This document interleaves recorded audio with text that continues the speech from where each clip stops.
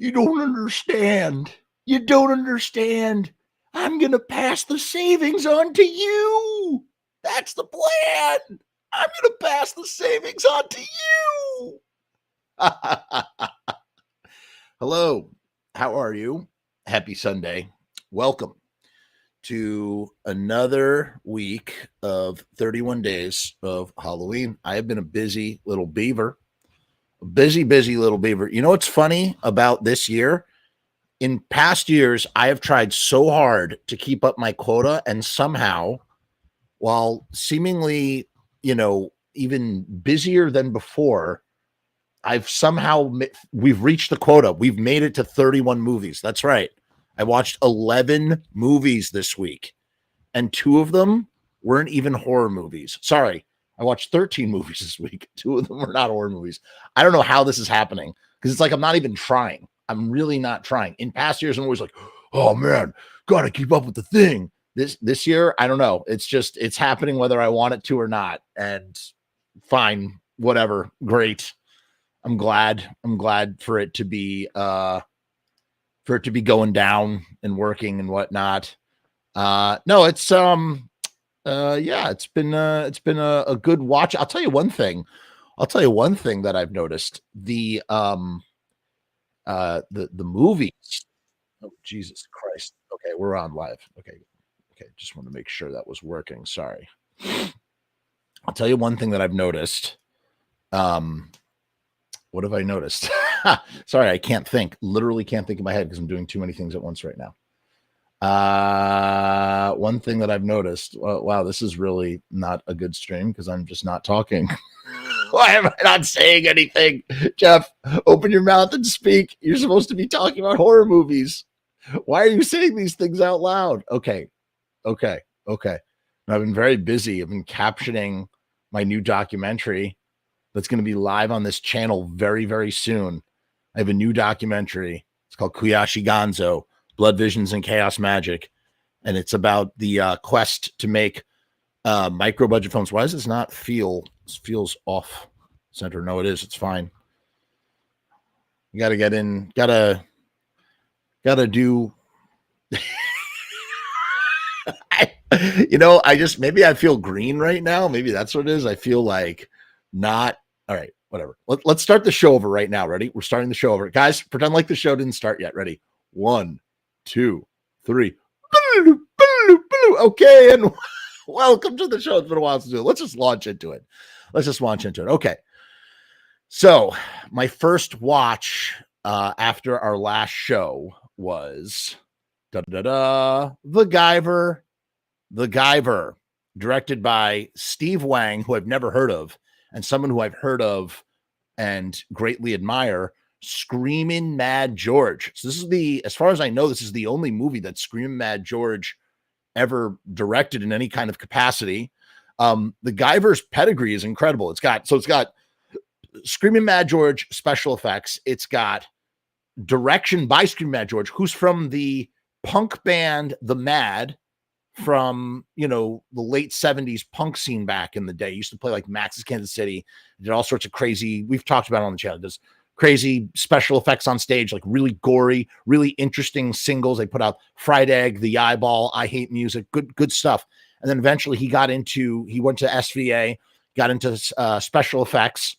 He did all the special effects on all the Brian Usna films, whether he was directing them or producing them. So this is actually produced. The Guyver is produced by Brian Usna, who is one of my favorite filmmakers ever. He's kind of like, Brian Usna is kind of like a Roger Corman for the 80s in a way. That's the best way to sort of think about him. And the only crime, he's made many movies, and the only crime is that he has not continued. He sort of stopped around the year 2000 is when he kind of really stopped making movies like that. That was really around the turn of the millennium is when he really slowed down after he was so prolific in the 90s, and he jumpstarted his career with Reanimator. And so in 1991, he directed, I believe this was co-financed by Japanese money. The Guyver is a manga character and an anime character from Japanese media. And it's kind of like, one of those, what do they call them? Super sensei, something, whatever, like the Power Rangers. You know what I mean? Like the Power Rangers are actually some other Japanese show that got repackaged as the Power Rangers. And that they're basically, before the Power Rangers became successful later in the 90s, you had like the Guyvers, this weird sort of like sci-fi horror, superhero. They're trying to do the superhero thing. It's, they even make a reference to Teenage Mutant Ninja Turtles in the movie, in the script. And you could tell that they're trying to chase the popularity of Teenage Mutant Ninja Turtles. And later they it's the Guyver didn't land, but with American audiences, but the Power Rangers most certainly did.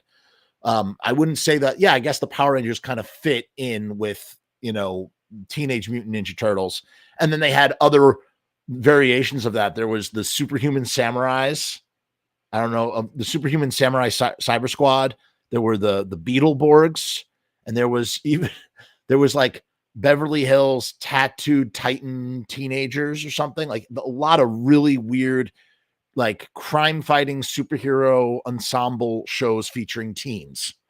In the same way that 20 somethings were enamored by like Seinfeld and Friends, like 90s kids were enamored by these shows. And so like the Guyver is like one of those like failed launches. And I'd heard about the Guyver for years, and you always see Mark Hamill on the poster like dividing his face. It's like, oh, Mark Hamill is the Guyver. That is not the case. Mark Hamill is in the movie. So you have Mark Hamill, you have Brian Usna, you have Scream Mad George, you have crazy creature special effects from Scream Mad George. It's like all these things on paper sound really great. Then to top it off, you have David freaking Gale, the guy who played Dr. Carl Hill in Reanimator. If you're a horror fan, you are very familiar with David Gale's role in the two original Reanimator films, which actually comprised the original book, by the way, the original short story by H.P. Lovecraft. Both movies borrow from that book. And you also have a little bit cameo by Jeffrey Combs, and he plays a scientist called Dr. East instead of Dr. West, which is just perfect, right? And at that time, he had already wrapped both Reanimator films, and until Beyond Reanimator 10 years later, we would not get another one. So what's the synopsis here is FBI agent Max Reed witnesses Dr. Tetsu Sagawa, a researcher for the mysterious Kronos Corporation, being murdered. Dr. Sagawa had stolen an alien device known as the Guyver from Kronos. College student Sean Barker, whose girlfriend's, and he's also he does martial arts, Sean Baker, and he doesn't look like a college student at all. This was like, 90s aged kids looked like they were 35, right? So you grew up being like, why do I look so young? And why does everybody that's in high school look like they're 35? And that's because they would cast 35-year-olds, right? In any case, Sean Barker finds the Guyver's hiding spot, which was, switched inside of a lunchbox at the beginning, while watching the forensic team investigate the crime scene. That's really just like kind of the setup. I don't even know how to describe what the Guyver is. It's a weird world. Like there are people, like human beings are like a weapon that were created. All human beings were a weapon that was created by aliens. We don't know these aliens. We don't ever see these aliens, but some of these people happen to be aliens themselves, or the next step of human evolution in the fact they can transform into aliens. And it's very like common in this society. None of this is explained properly, despite the fact that we get like a 5-minute, like Star Wars slow crawl to explain all this stuff. But none of this stuff is actually explained, because you're watching them and you're like, nothing was conveyed. Like it just didn't, like, I had no idea what the fuck was going on. It's funny. You always hear like the Guyver has, because I guess of the show, and it like has like a core audience. So people are kind of like, oh yeah, in the Guyver movie. But for me, it's always been in my periphery. Like I've always like kind of heard about the Guyver. And then my dude, Stephen Biro, who puts out a lot of stuff that I detest. Every once in a while, he puts out something on Unearthed Films where I'm like, dude, I've never seen that before. Let me check it out. I had him a long time ago. I had him on a thing, and we talked about Rock and Rule. He had Rock and Rule. He put out Rock and Rule, and I'm so grateful for Steven to have done that, because Rock and Rule is like lost media until he was able to license it. That was a legendary release 20 years ago. Found in the back of a magazine. I was like, I have to buy this. I ordered it, I think, online. I was like, where did I get it? Because I don't think it was in store. Maybe it was in stores. Maybe it wasn't. I was working at Sam Goody at the time. Whatever. In any case, he just put out the Guyver. I was like, you know what? It's loaded with bonus features, and it's like a special, like it's like the definitive remastered set. I'm like, I'm just going to blind buy this. Let me blind buy this from Unearthed. It'll be what it is. I'm just going to enjoy it. I'm going to watch it for 31 days of Halloween. Let me tell you something. I've never regretted a blind buy so much. I mean, Mark Hamill is so criminally misused. The guy, Sean Barker, like the Guyver isn't even in the movie. Like, I couldn't tell you what happens. They're like running around looking for him, and I don't freaking know. And there's this one great, like, when like hip hop, doing like a hip hop breakdown was very fashionable in the 90s. God, the 90s were great. Doing like a hip hop breakdown in the 90s, like the thugs, they do like this weird hip hop breakdown. It's pretty funny. It's not a good movie. It does not hold up. The creature, the special effects don't even save it. Like, that's the problem. And it's funny. It's at the beginning of the decade. It's one of the early examples of like weird 90s slapstick comedy that you see in a lot of kids movies that would follow suit, like Three Ninjas, and stuff like that. I recently had a thesis, like 90s movies, like kids 90s movies always were about four different things. You have four categories, main categories of kids movies in the 90s. Ready? Martial arts is one. Sports is another one. Animals is another one. And children defending something, or fighting or taking on bumbling burglars or criminals is four. Obviously, Home Alone started that trend, but Home Alone is essentially a siege movie, right? When you think about it, the point is that you can take any one of those categories I just said, and you can blend them, and you'll find every kids movie from the 90s. Like, for instance, Teenage Mutant Ninja Turtles covers three of those categories. You have animals, you have martial arts. Oh no, you have two of those categories: animals and martial arts, right? There's no sports. There's no, I guess the bumbling burglars are the Foot Clan, kind of, but that's not kids, although they are teenagers. So there you go. It all works out. But you look at The Sandlot, you look at Air Bud, you look at Blank Check, like everything fits. Three Ninjas, martial arts, little kids defending from burglars. And there is some sports. Basketball is in there, but they play a basketball game. So it's a very interesting sort of thing. And so the Guyver, and it's like a weird sort of, it's like a live action slapstick comedy that you find in all these kids movies. And Guyver's tone is that it does not have the tone of a horror film. Mark Hamill is not the Guyver, despite what the poster's trying to trick you. I don't know if that was Brian Usna who did that. Somebody did that. I was like, why would you? I'm not going to blame Brian Usna for that. Love you, Brian Usna. But hey, listen, you gotta get people interested in your movie somehow. And I guess there's like a sequel that's supposed to be better. The Guyver 2 is supposed to be a better film. I don't know if it is or not, but I gave this 2 stars out of 5. I'm sorry to say. And it was not my bag at all. So that is the Guyver. Okay, moving on. We're moving on. We Are Zombies. This is the latest film from the radio. What is it? What are they called? Radio Roadkill? God, wait, what's their name? Hold on. Oh, what? Now I feel stupid for not being prepared. We Are Zombies. Hold on. This is directed by. Hold on. Oh, I didn't know this. Oh, wow. I did not know that. All right. So, okay. That makes a lot more sense. Hold on. Wait.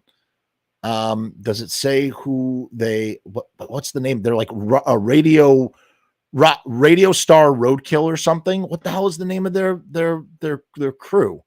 It's three Canadian filmmakers, Francois Simard, Anouk Wissel, and Jon Carl Wissel, and they make up a team called Radio Rockstar. I'm butchering their name. I'm so sorry. Whatever it is. And they've done a bunch of stuff, and it's great. It's really, really great. Oh, thank you. Roadkill Superstars. They're a filmmaking trio. They've done a bunch of stuff that I have thoroughly enjoyed. They did Turbo Kid, which was amazing. Summer of '84, which is like the Stephen King adaptation into a movie that was never written by Stephen King. Great. And now their third film is called We Are Zombies, and it's an adaptation. Okay. And I didn't know that it was an adaptation from a comic series called The Zombies That Ate the World.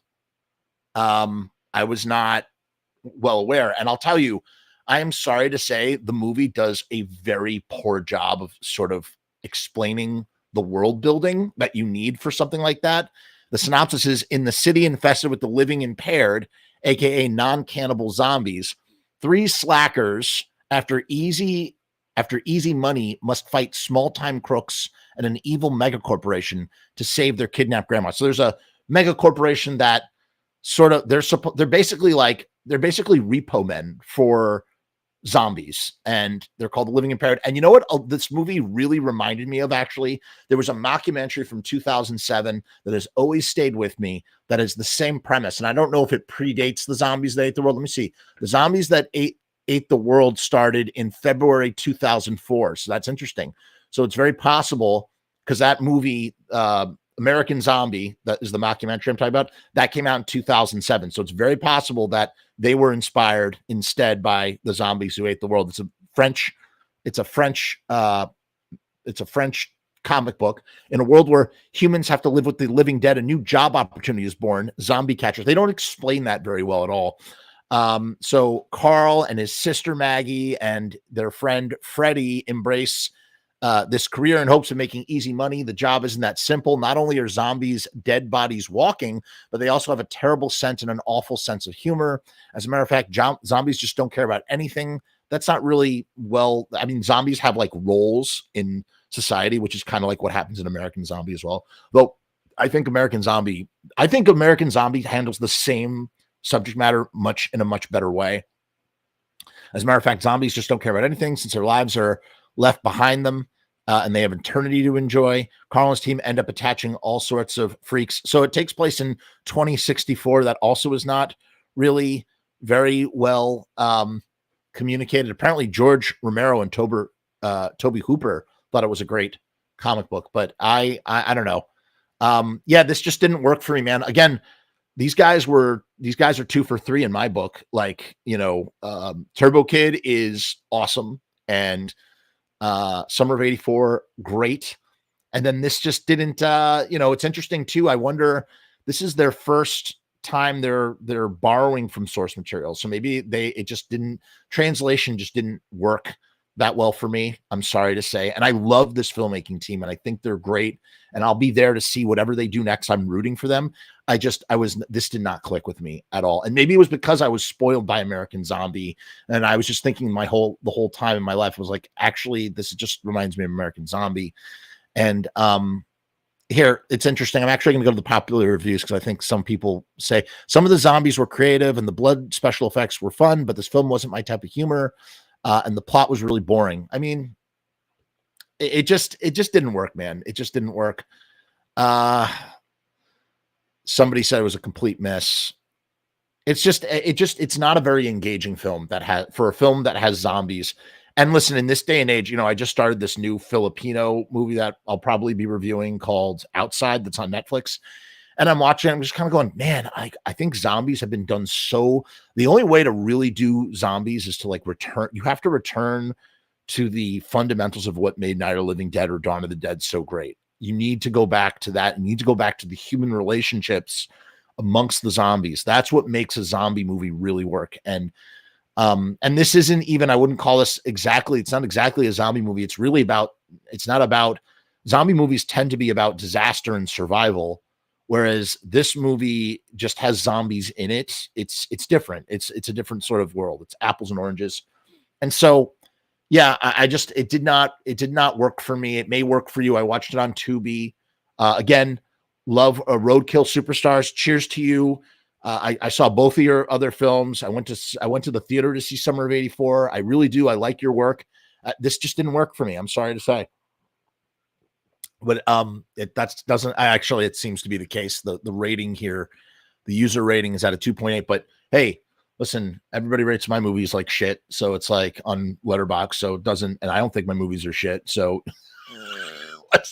who am I, right? Who am I to say anything? I just feel bad because I really like them, but I didn't like their movie, and I'm publicly stating that, and it's not nice. It's just not a nice thing to say. Well, it's not like I'm, I explained why. I gave critical reasons as to why it did not work for me personally. Yes, there are some creative sort of zombie things that happen in it, but it just didn't work for me. I'll be right there for the next one, really, truly. And that's it. That's all I have to say. Wow. Okay. All right. Let's cleanse our palate with a movie that was really bad, really bad. I'm going to verbally say that it was bad. Again, I'm very careful with negative criticism. I thought I handled that last one really well, actually, with the negative criticism. This movie is so fucking bad. I'm sorry. I'm just going to say it. I don't care. The filmmaker, I don't know if George McCowan is still around, but this was a clunker. I mean, let me tell you something. I have been meaning to watch Frogs from 1972. I've been meaning to watch Frogs for almost 2.5 decades. Almost 2.5 decades. I have seen this title since I can remember in my horror section, and this was an American International Picture, so it was put out by Roger Corman, which makes a lot of sense. This might be the lowest rated movie I have ever reviewed on the YouTube channel. I gave this a 0.5 star out of 5 stars. And it's because the poster art is just such a giant, like F you. It's just such a screw you. And I'm so deeply upset. I'm amazed by all the higher ratings that my peers have given this film. I just do not understand it. Frogs from 1972. Jason Crockett is an aging, grumpy, physically disabled millionaire who invites his family to his island estate for his birthday celebration. Pickett Smith is a freelance photographer who is doing a pollution layout for an ecology magazine. Jason Crockett hates nature, poisoning anything that crawls on his property. On the night of his birthday, the frogs and other members of nature begin to pay Crockett back. That is a very generous synopsis about, once again, what is going on in this movie. That was the theme for this week. What the hell is going on? Because I have no friggin' idea what is going on in this movie. It's just a lot of shots of frogs, up close frogs. I thought we were going to get some giant, mutant frogs hopping around eating people. Do you see the hand sticking out of the frog's mouth here? Okay. That's what I was expecting from frogs. And I got no such giant frog eating people. And I'm deeply upset about it. It was such a slog. It was so hard to get through. I almost turned it off and I was like, nope, it's a watch. I gotta keep going. And I forced myself to watch this just atrocious friggin' movie. It just was really bad. It was really friggin' boring. And it's not just, they call it frogs, but there's also spiders. There's snakes. There's all sorts of and it seems to be limited to reptiles and insects that are doing the revenge. Where are all the birds? Where are all the rodents? Where, nature is not just frogs. Okay. It's just a bunch of shots of frogs. Oh, there was an alligator. There was an alligator briefly, but it's like, oh, we can't have too much alligator because then if we have too much alligator, then we have to call this movie Alligator. And there's already a movie called Alligator, and it's friggin' awesome. And the reality is you should go and watch Alligator with Robert Forster from 1980 instead of this movie. Do not waste your time, bother yourself with this. Poster art is so deceptive. It's like, hey, it just goes to show you that you can really, I thought, oh, at some point there's going to be a giant frog, because how could you have it on the poster, right? It just goes to show that you can just get away with anything with movie posters. Imagine if you could sue based on false advertising from a movie poster. Think about all the carefully crafted movie posters we would get after that because people would be afraid of getting sued for false advertising. I mean, you see all these class action lawsuits online for like the lemonade doesn't have real lemons in it. Let's sue, like that sort of thing. This shredded wheat doesn't have that much wheat in it. Let's sue, like that sort of, this has too much sugar. Like this movie has no giant frogs eating people, it just, makes me frustrated. And when I get frustrated, things get sticky. And you know what else is sticky? Riot Stickers. That's right. Riot Stickers is the sponsor of the Frumess channel. If you need stickers, look no further than Riot Stickers. Let me tell you about the special promotion we got going on. You can get 100 stickers for $33. You can get 200 stickers for $66. You can get 300 stickers for $69. Free shipping. Link is down in the description. Do not hesitate to act on this incredible promotion. Okay. You can't beat it. I mean, the fact that you can get a sticker in the shape of a frog, because they're die cast stickers, which are made with a computer guided scalpel. So you can get a sticker in the shape of a frog if you wanted to. And you can get 100 of them for $33 and scale up from there. The possibilities are limitless. Let's play our little theme song. We'll get back to our watch.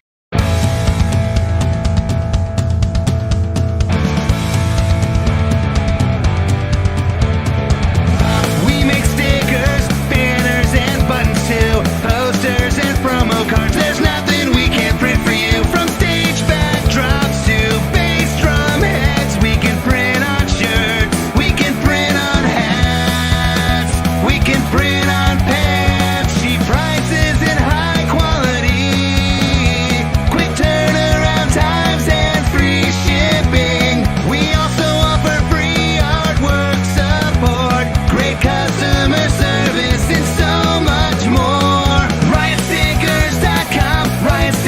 We are the bomb. RiotStickers.com. Riot Stickers, we are the bomb. RiotStickers.com. Riot Stickers, we are the bomb. RiotStickers.com. Riot Stickers, we are the bomb. And that is a promise. Okay, we are back with more 31 days of Halloween. We still have several films to get through. So, Island of Lost Souls, directed by Earl C. Kenton from 1932. Now, I watch a lot of stuff from all eras of cinema, right? And I love me a good old black and white horror movie. I love them. I love their atmosphere. I love the places that they take you. I'll go anywhere. I really, really will. And Island of Lost Souls has been on my watch list forever. There have been many times I always mean to buy it on Criterion, blind buy it, because I'm like, I know it's going to be good. I know I have to have this on physical media. And there's always some other movie that takes precedence where I'll go, let me get this. And so I've been putting it off. Finally, it was on Turner Classic Movies streaming, whatever. And so I was like, I logged in through Verizon or whatever. And I was like, all right, let's finally check this out. You got Bela Lugosi is in there. It stars Charles Laughton. Now, Charles Laughton was a actor, but he directed one film, and the film that he directed is considered to be it's a Southern Gothic noir classic. It's a masterpiece. It's you might have heard of it. It's called The Night of the Hunter. And it stars Robert Mitchum, and it's directed by the guy who plays Dr. Moreau in this movie. So Charles Laughton plays a guy named Dr. Moreau, okay? And but he directed Night of the Hunter. And that's, you always see Meatloaf's hands, love and hate in Rocky Horror Picture Show. That comes from Robert Mitchum's character, the preacher man, love and hate that he has tattooed on his hands. In any case, to now scale back and talk about the Island of Lost Souls. I grew up in the 90s. I grew up on the John Frankenheimer remake, whatever, retelling of that's known as the Island of Dr. Moreau. There's also one in the 70s, which I've never seen. And I believe that that's when they changed the name as well to Island of Dr. Moreau. I'm not sure if, I think the H.G. Wells book, this is based on an H.G. Wells book. I'm trying to remember, is the H.G. Wells book called The Island of Lost Souls or The Island of Dr. Monroe? Island of Lost Souls. Let's just do that. I probably should check that real quick. The best part about these older films, they're only like an hour 5. Sometimes they're shorter, which is nice when they are. Okay, the original novel is known as The Island of Dr. Moreau, and that was written by H.G. Wells, who was written like The Time Machine and 20,000 Leagues Under the Sea. H.G. Wells, incredible science fiction writer, that classic writer that we all are aware of. And so this got adapted in 32. This is considered to be, this is a pre-code horror movie. So there was a code that eventually got put in place. I forgot what the reason why specifically, what created the code. But the pre-code movies were always a little bit more grisly, a little bit more graphic, a little bit more extreme. Imagine this. Imagine if there was no censorship, or sorry, if standards evolved into what they were like in like the 70s, 80s, and 90s, and you got graphic, like grisly horror, but in like the 30s and 20s. It doesn't exist, but if it did, and imagine if it did exist, holy crap, that would be insane. So this is considered to be kind of like extreme for the time. So it's a pre-code movie. And the plot is an obsessed scientist conducts profane experiments in evolution, eventually establishing himself as the self-styled demigod to a race of mutated half-human abominations. It was like animals and animal hybrids in like the 20s and 30s and 40s were very popular. Bela Lugosi starred in a lot of films that feature like gorillas, like the next one we're about to talk about. And I get, it's great, man. Charles Laughton as Dr. Moreau is like devious and delicious and wonderful. And he just kind of has, he almost has he does have a Dr. Frankenfooter sort of vibe about him a little bit. In fact, we know, even though Richard O'Brien borrowed from the Old Dark House when he was writing Rocky Horror, you can absolutely get a sense that there's some DNA of Frankenfooter shared with Dr. Moreau from the Island of Lost Souls. And, I would pair this with The Most Dangerous Game, which also is pre-code and also from I think it was 31. And it's just also really great. It's, man being hunted by man, and just really kind of just a wonderful like genre film before genre films, I guess. I don't know. I gave it 3.5 stars. You have Bela Lugosi as the sayer of the law. And I forgot. I was talking about how I grew up. I grew up on the John Frankenheimer remake in the 90s with Val Kilmer and Marlon Brando. And there's a great story that Ron Perlman tells on Mark Maron's podcast about working with Brando. And I'm not going to do it any justice, so I'm not even going to try and tell you what it is. But like, just go listen to Ron Perlman talking about working with Marlon Brando on that remake. It just a fantastic story about like self-doubt and like staying the course even when your like own head is like preying on you. We should cover that story someday, because it's just a wonderful, wonderful story to discuss. What was I saying? The creatures in this movie they just look like hairy men. They're not really, the makeup is not that great. It's really not that gory. The Panther Woman, who's played by Fariza Balk in 90s, she just has like really sharp fingernails. It does have a much happier ending than, I would say, the 90s one is so much darker. And it's so interesting because it came out in the 90s, and like, you would imagine that, I don't know, the worldview at the 90s was just a lot better. Like when you look at the worldview of Armageddon, the Michael Bay movie, compare it and contrast to like what 9/11 would bring. You see the optimism of the 90s, and it's funny that the remake doesn't have that kind of same sort of optimism running through it. And it does here in this first film. It's great. It's just great. I love these old black and white movies. Everybody should watch this movie. And yeah, Bela Lugosi is great. He has a very small role. Apparently, he was only paid $800 for the entire shoot, and he took the role because he was, quite bankrupt at that time. And mind you, I think this was his first role after Dracula. Okay, so he's like 46, 47 years old when he made this movie, and he just looks like a really hairy guy, and he wears like a white button-down shirt. He's really strange looking, and yeah, sayer of the law, man. What is the law? What is the law? And eventually, obviously, Dr. Moreau gets his comeuppance from his creatures. It's interesting too, the 1930s sensibilities, and we'll talk about this again in the next one. The idea of like what like genetic engineering looked like then versus what it does now, and or even what it did in the 90s. It's all very interesting to look at old-fashioned cinematic views of science fiction, I should say, because they try to talk complicated, and it ends up sounding even more like gobbledygook because what they were talking about was even more like, at least how sometimes science fiction is like an approximation of what the truth could be, even though it's technically not true in and of itself. Kind of like Jurassic Park, like the science mechanics behind splicing frog DNA into fill in the gaps of dinosaur DNA, which I guess is not possible. What is it actually possible? I think they proved that maybe it was possible. What it was, the point was that there was some real logic. As they say on the podcast, the Writers Blockbuster podcast, the scientific mumbo jumbo was really sound in that movie versus the mumbo jumbo of back then sounds outdated now. I don't know what I'm talking about. Let's move on. Great movie, Island of Lost Souls. 3.5 stars out of 5. Okay.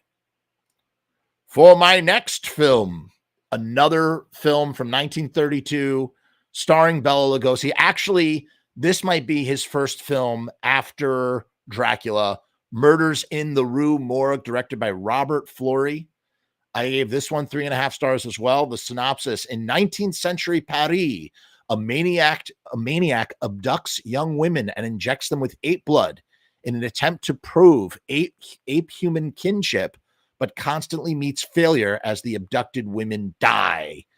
Yeah, shooting like blood from another creature, that's probably not, although we have gotten to an age where people are living for long periods of time with like pig kidneys and pig hearts. So who knows what is actually possible. But back then, again, talking about scientific mumbo jumbo like we did in Island of Lost Souls, it like the logic. I love this poster, Bela Lugosi, by the way. Isn't that a great poster of him? This one right here. The logic is that in order to like the science of mixing blood was like so extreme and like, whoa, we need to abduct women just so we can. It's like, dude, why not just take their blood and then just go to your laboratory and mix it with ape blood? Like, it turns into this whole like kidnapping plot for no reason. You don't even need to, but whatever, they do. And Bela Lugosi he plays Dr. Eric or something. He is so diabolical and devious in this movie. Once again, a word I used maybe too much, but just is perfectly succinct in what I want to say. He is delicious as the villain in this, and it's based on the Edgar Allan Poe story Murders in the Rue Morgue, which is it's a detective story. It's a crime. It's a murder mystery that needs to be solved, and ultimately, spoilers for anybody who's not familiar with the story, and really deserves its own like faithful adaptation. Like, I want like a super faithful to the source material adaptation of Murders in the Rue Morgue. But the idea is that they're trying to figure out how this woman had her throat cut with a straight razor in her apartment, and they can't figure out how it's even possible because there was no way to enter through the door.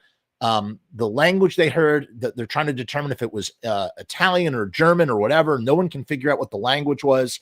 The hair, she was shoved up a chimney too. The hair that was, there's strange tufts of hair that don't match like anything that belongs to a human.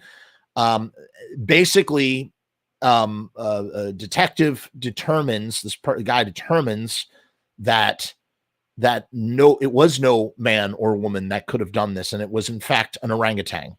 And it's just so great. And it's amazing to me, podcast I did many years ago, we talked about Dunstan Checks In, and the idea of like how like the orangutan like device in that Pongo Pygmaeus, the orangutan in Dunstan himself almost functions like the orangutan in Murders of the Rue Morgue, and how I wanted to see a sequel that was more horrific in that kind of way. This movie ends kind of like King Kong. They're up on a rooftop, and the ape, it's not an orangutan, it's an ape, it's a gorilla, who turns on Bela Lugosi, of course, and strangles him to death. Bela Lugosi straps these women to this like large like X, kind of like how like what's his face in Ramsay Bolton flays people. The House of Bolton, they flay people on those giant X's. Girls get bolted to the X and they have blood withdrawn. In any case, he turns on Bela Lugosi, and then they find themselves up on the rooftop, because a great climax always happens on the roof. And it was very proto King Kong. I think King Kong came out in 1933. So this predates King Kong by a full year. I wonder if they watched Murders of the Rue Morgue and were like, hey, we should have, Kong go up on the Empire State Building and fall down. Hero shoots the ape, and he falls down dead on the roof. It's great. It's great. The special effects are great. Again, these old movies can be so exciting when they reach their climaxes, and then the movie just ends. They just end. There's no epilogues to any of these movies. They just sort of end. I really enjoyed Murders of the Rue Morgue. And again, it's nice, short, sweet. Again, some of these movies are like an hour 10, hour 20. You can't go wrong. You watch like 3 of them in a night. Actually, that's not true, because too much you get black and white fatigue after a while watching too many old movies. But it's a great way to cleanse the palate after watching a bunch of more modern sort of horror. So I highly recommend you check out Murders in the Rue Morgue again, and read or familiarize yourself with the original Edgar Allan Poe short story.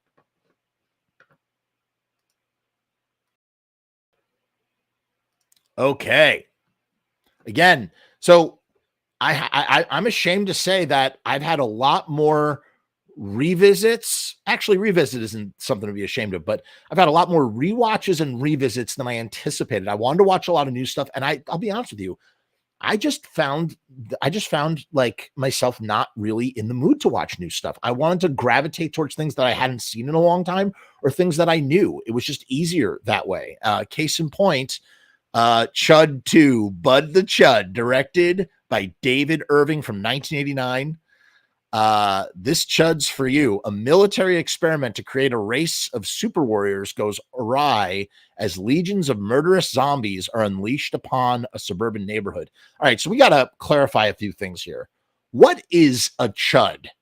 Exactly. What is a Chud? And I'm not talking about the drummer who hadn't even watched this movie when he took the name Dr. Chud, by the way, just for those who are not aware.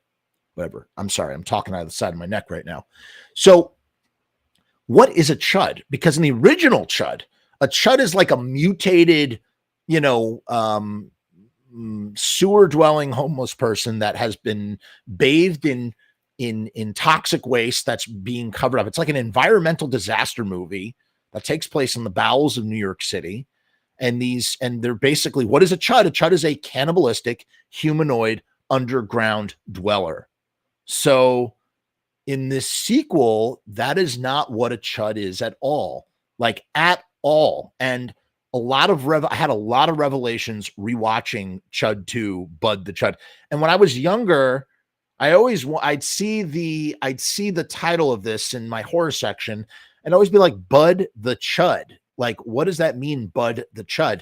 And so I always thought that like Bud was not a name, like the way you'd say, hey, Bud. I always thought that Bud was a verb. So you're budding the Chud. What does it mean to bud the Chud? And that's what I would think in my little, adolescent brain. Chud, Bud the Chud. You got to go Bud the Chud. Bud, Bud, Bud, Bud the Chud. I'm gonna Bud, Bud, Bud, Bud, Chud, Chud, Chud, Chud, Chud, Bud. Okay, so in the sequel, though, Chuds are not cannibalistic humanoid underground dwellers. I mean, in the original movie is like the tone is like way serious, and Daniel Stern's in it, and John Hetter's in it, and it is and even a cameo from John Goodman. He plays a coach in a diner at the end. These things are really nasty, gross looking monsters that eat people and rip them to shreds. And it's really gnarly. And it's like got this really sort of sick kind of almost borderline body horror sort of feel to it. And the reason why I say that is because these people, they turn into these horrendous things that then eat other people. It's just, you really do not want to like run into the chuds. And there's a great like reference from The Simpsons where Homer talks about going to New York City, falling into a manhole and going, that's when the chuds got me. And it's just such a great little reference to chud. So this is an example of a script that had enough in common where the producers or somebody were like, either one of two things happened. One, they were like, I mean, why am I asking you? I mean, why am I surmising? Let's just look at the Wikipedia and see what it says there. I mean, why am I even trying to pretend like I might know what I'm talking about? Let's see if the production, it is a loose sequel to Chud, mostly in name, though. The ties do carry into the dialogue and plot. So I think that in the first film, Chud stands right. It's not carried over. The film was written by Ed Naha, who previously had written Honey, I Shrunk the Kids, which is interesting because, whoa, oh, there's another connection. That is crazy. So there's the Brian Usna connection. That's crazy. All right, we're going to talk about this in a second. This is going to be really, this is going to blow your minds now. I mean, I'm getting to the inside of this conspiracy here. So Honey, I Shrunk the Kids, the idea, the core, the seed, the concept, that comes from Brian Usna, right? That comes from Brian Usna and Stuart Gordon. They came up with Honey, I Shrunk the Kids. And the version that they were going to make was going to be far different from the Honey, I Shrunk the Kids that did get made eventually. But what's interesting is right after that, right after producing The Guyver, in fact, Brian Usna would go on to direct Return of the Living Dead Part 3. And there is a lot of stuff that Return of the Living Dead Part 3 has in common with Chud 2, Bud the Chud, namely in the fact that the government has co-opted zombies that they freeze the zombies, and then they want to unthaw them and use them as bioweapons. And obviously they do it in a slightly different way in Return of the Living Dead 3, penned by John Penny. Whereas here, there is no like mechanical structure that goes around the bio units or whatever but there is the freezing element. So it's interesting to me that the guy who wrote this also wrote the script for Honey, I Shrunk the Kids, and that is the direct link to Brian Usna, who then would go on to foster Return of the Living Dead Part 3. That's really interesting. So there is a little chain there. But I'm watching and going, that's very similar. There's a lot of sort of similarities in this movie that came out a few years earlier. And I always initially while I was watching, I'm going, and it was also released by Vestron Video. Okay. And Vestron is connected to Trimark. I feel like, you know who I feel like right now? I feel like Charlie Day in that episode, in that meme from It's Always Sunny, like trying to make the conspiracy connections. I got my red yarn out as I'm trying to link Return of the Living Dead Part 3 to Chud 2, Bud the Chud. Has that ever been done in the history of the internet? I do not know.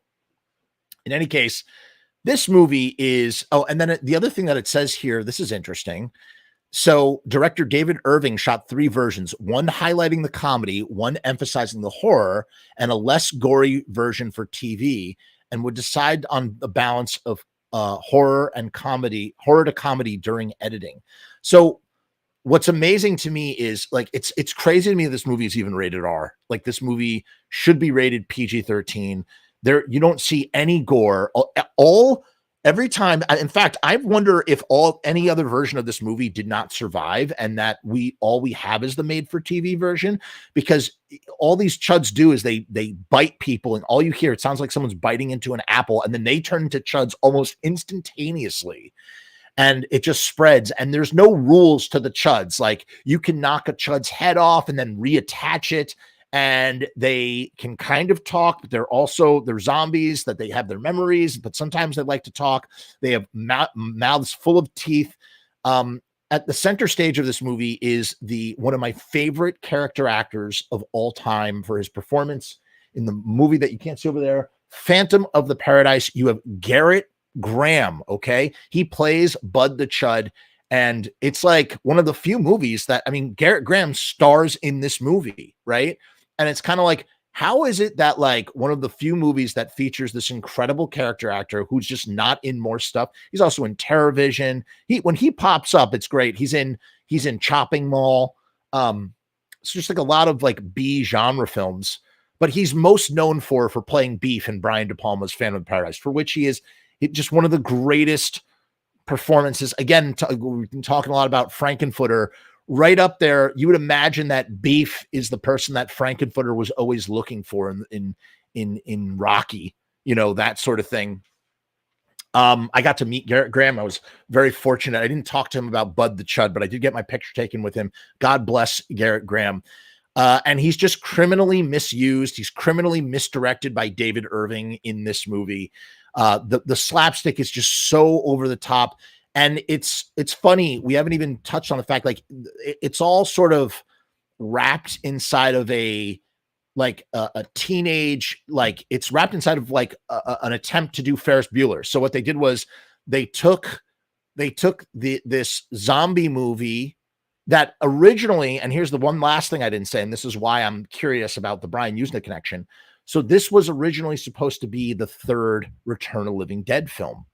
Initially, this was supposed to be the follow-up to Return of the Living Dead 2, which also explains the comedy aspects of the situation, which has me going, oh my God, like it just like it all makes sense. It all connects together. So it's like they were following initially, before they went darker with Return of the Living Dead Part 3, it's like they tried to continue down that goofy comedic tone of Return of the Living Dead Part 2. And instead of, they basically used zombies. What I'm trying to say is they took the Ferris Bueller archetype 80s comedy and tried to infuse it with zombies. And that's literally what Chud 2 Bud the Chud is. And they took a title from another film to do that. So, but Chud 2 Bud the Chud is this weird Frankenstein situation. You can see, here's your Ferris Bueller character. Here's the girl, I forget her name, his girlfriend, but they're not together. And then you have Cameron. This is Cameron, but Cameron ends up actually being the hero as our Ferris Bueller character, Steven. He gets bitten by a chud and turns into a chud himself. You also have Robert Vaughn and some great use of Foley, the Foley footsteps. This is at like the height of like every footstep needs to have a proper Foley. And they're so unrealistic sounding. You see them in tons of movies, and it's sort of in the same way that like high schoolers being 35, looking 35 in like early like 80s and 90s media.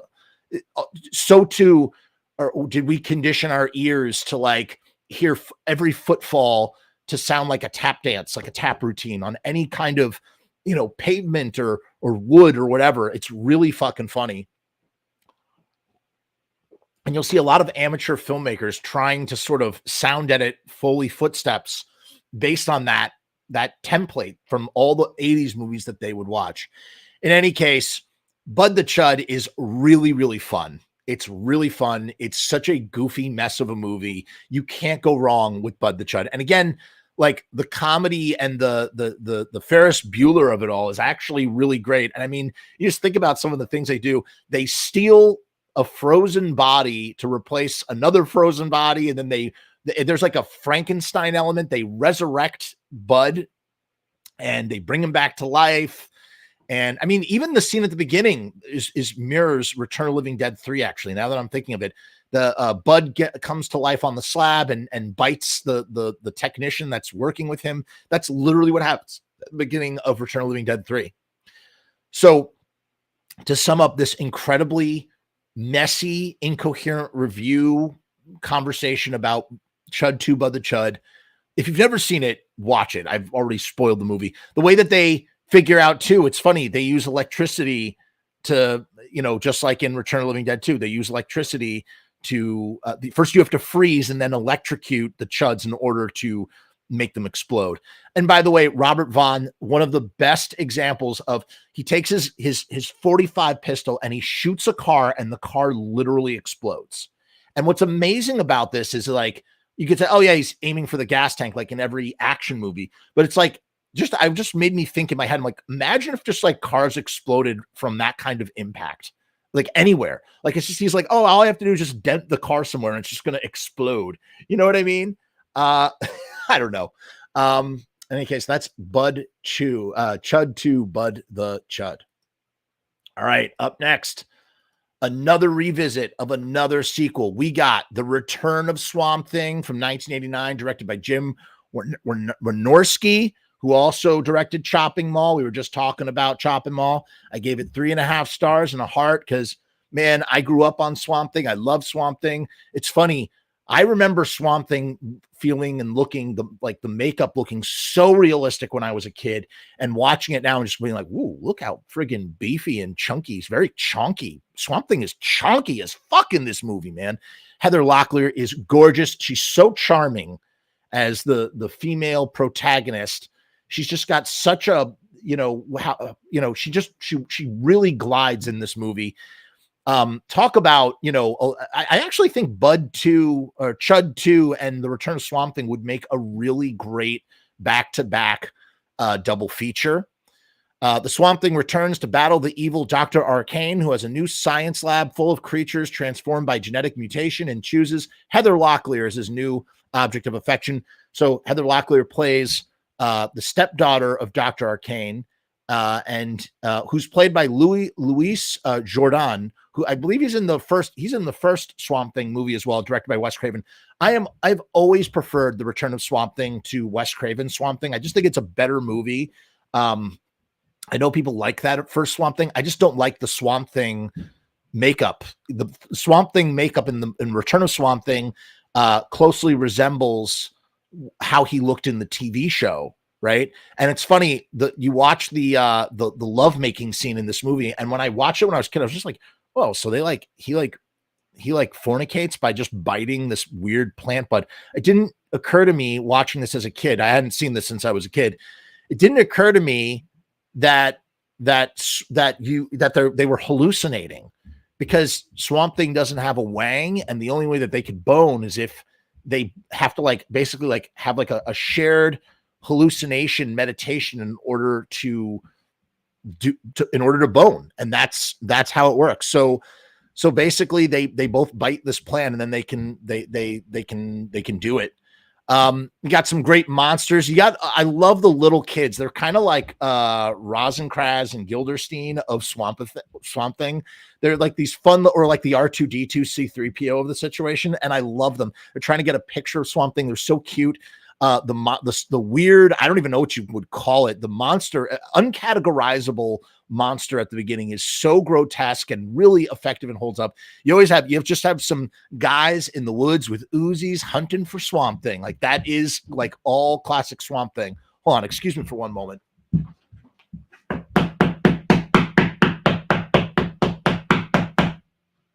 I'm trying to record down here. I don't know if you could hear that, but I could hear that. It's my son listening to Alexa jumping around on the floorboards. I cannot concentrate. Just impossible. So yeah, Doctor. Oh, and you also have what's her face? Sarah Douglas is in this. She plays the evil doctor in Return of the Living Dead Part 3. So there's another Return of the Living Dead Part 3, connection that we were just talking about in the Chud 2 thing.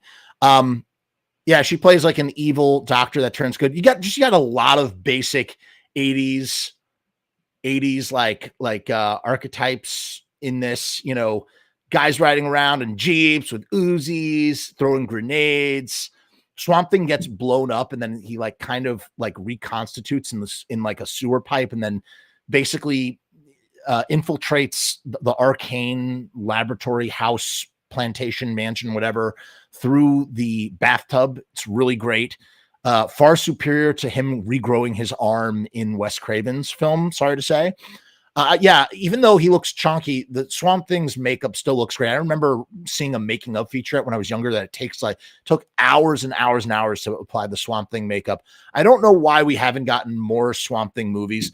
If Swamp Thing wasn't a DC property, you would almost imagine it could work as like a neo Universal horror film, and maybe it kind of does a little bit. Totally forgot all about the cranial guy, kind of like the leader, the cranial dude, the asthma cranial dude at the end. He gets injected and his cranium blows up to a big size. I feel like the death of Arcane in Return of Swamp Thing is very anticlimactic. It just doesn't hit the way that it should hit. Kids looking at nudie magazines, so great. Love that. Love the kids going through the nudie. The kids were really great. The kids were really great. Sometimes when you have kids in a show or a movie and they get shoehorned and it just kind of like ruins the tone. It does not ruin the tone at all of the Return of Swamp Thing. And I love the ending of this movie. This really weird sort of flute music that almost feels like kind of Eastern in nature, to sort of symbolize like the swamp and nature, and that Swamp Thing is like a protector or whatever. And Heather Locklear, she gets resurrected as, Swamp Thingette. She becomes Swamp Thing's girlfriend and she grows plants all over. It's like implied in like the final frame, which is always just kind of like it. You know what it is? It's kind of like one of the best ride into the sunset moments of like any movie ever. The Return of Swamp Thing. I think another one that's a great example of that is the ending of Ridley Scott's Legend, when they just run into the sunset. I should do a top 10 run into the sunset countdown thing, whatever. I don't know what I'm trying to say. I love the Return of Swamp Thing. I really do. You can't go wrong. The assistant bad guy with the beret, I forget his name. He's really great. He's just such a sleazebag, just such an evil sleazebag, who gets his comeuppance at the end. He gets his grenades turned on him. I don't know what his name. There is an actor in this movie called Ace Mask, which is a great name, by the way. In any case, that's Swamp Thing, Return of Swamp Thing. We need a third. Oh, one last thing I want to say. This is super important. All right. So as I'm watching the Return of Swamp Thing, it hits me like a sack of bricks. How did I never think of this in the first place? How has anybody never come up with this idea? But why on earth has there never been? Oh, I could tell you why there hasn't been, obviously, because Swamp Thing is a DC property. But imagine this: Swamp Thing versus the Toxic Avenger. Holy shit, is that not like $1 million idea? Think about all the different ways you could approach that. They start off as adversaries because Swamp Thing thinks that the Toxic Avenger is a bad guy because he's a result of toxic waste, even though he fights toxic waste or whatever. He fights Apocalypse Inc., right? And it turns out to be a giant misunderstanding, just like in Dawn of Justice, Batman versus Superman, where they both realize that their mothers are named Martha, and they realize that they're on the same side, and that they team up and they fight Dr. Arcane, who's become the chair. Okay, so here's the plot. Dr. Arcane has become the new CEO. He's back again. He's become the new CEO of Apocalypse Inc. And the Apocalypse Inc. has partnered with him because he wants to use whatever Arcane is trying to do in the swamp in the first place, making genetic mutations. They want that technology, and Arcane wants their resources. So they team up. Apocalypse Inc. sets up shop down in the Louisiana swamp where Swamp Thing is, and that's what brings Toxie outside of New Jersey, because he's like, I have to stop Apocalypse Inc. from polluting this area, right? And then he encounters Swamp Thing, and they have a big, they're both green. They're both like, hideously deformed monsters of superhuman strength and size and proportions. And then, like I said, they realize that they're on the same side, and they go out and they seek out and they try and take down Arcane and Apocalypse Inc. I mean, that is like, that's like, I don't know what you would call it. That is like the greatest like B movie crossover ever. And it's never been done. At least, where that would actually exist. Like that would never happen as a movie, but a comic book, a DC Trauma comic book tie-in, that makes so much sense. You have to imagine at some point that Trauma and DC have overlapped, or Marvel have overlapped in some way. I could not see it being impossible for Lloyd and, James Gunn or whoever to like, oh, I didn't even fucking think about that. James Gunn, the disciple of fucking Lloyd Kaufman, is the fucking head of the fucking DC movie division. They literally could make a Toxic Avenger versus Swamp Thing movie. James Gunn is the man on the inside. James Gunn could literally go to Lloyd Kaufman and be like, hey, we want Toxie. We're going to do Swamp Thing versus the Toxic Avenger. It's holy shit. I can't believe I didn't like it. Literally just hit me because I was about to say James Gunn. And I was like, wait a minute. James Gunn came from Trauma. You literally, like, this literally could happen. This literally could happen. Why isn't it happening yesterday? I know James Gunn is a very busy man, but if he wasn't busy, if he wasn't a busy man, you absolutely could have that happen. Oh my God. Oh my God. Get on this right now. James Gunn, Lloyd, and James Gunn has Lloyd Kaufman come. I didn't even think about that. How did I not even realize that? James Gunn has Lloyd Kaufman coming on, the sets all the time for Guardians of the Galaxy 3 and you always have a Lloyd Kaufman cameo because James Gunn remembers his roots. So this is the ultimate way for James Gunn to embrace his roots, have a Toxic Avenger Swamp Thing crossover. They're not doing anything with Swamp Thing right now anyway. They had that series. Make this happen. Holy shit. All right. I digress. All right. Up next, another revisit. We have Interview with the Vampire, directed by Neil Jordan from 1994, based on the book by Anne Rice, which I read. I also read a little bit of The Vampire Lestat. A vampire relates his epic life story of love, betrayal, loneliness, and dark hunger to an over-curious reporter played by Christian Slater, and Brad Pitt, he plays Louis. And you have Tom Cruise as Lestat. Tom Cruise is so great in this movie. Everybody's great in this movie. I always thought that the Interview with the Vampire, I used to think it was really cool because I watched it as a kid. I watched it way younger than I was supposed to be watching it, right? I always was like down with Interview with the Vampire. And then I started to try and read the books. And I was like, oh, this isn't like even close to the source material, man. Like they really, because I feel like Interview with the Vampire gets really sort of a bad rap because it's, takes certain licenses. It streamlines certain little things. I mean, it's pretty faithful to the material overall. I mean, listen, what can you do in a 2 hour, 12-minute runtime? Like you got to tell this entire, I think from an adaptation standpoint in the year 2024, as an adult who's made movies or tried to make movies and, voracious reader and consumer of media and literature, I think that Neil Jordan did a fantastic job adapting Anne Rice's source material. I don't know, what does Anne Rice think about the original Interview with the Vampire? Anne Rice recently passed away. Anne Rice thoughts on Interview with the Vampire, 1994. Let's see what she thought about it. Does it say in the later book added the no? I don't know what her recept here. Let's see what it says here. I'm very curious. Let's see what it says about the reception. Oh, how about that? I did not know that. Okay. So I did not realize that. So Anne Rice actually adapted the screen. It's Anne Rice's screenplay. Of course she fucking loves this movie. Oh my God. Yeah. Which explains why it was so well friggin' adapted. Holy shit. Of course she did a great job. Neil Jordan cites Francis Ford Coppola's Dracula as an influence. That makes sense.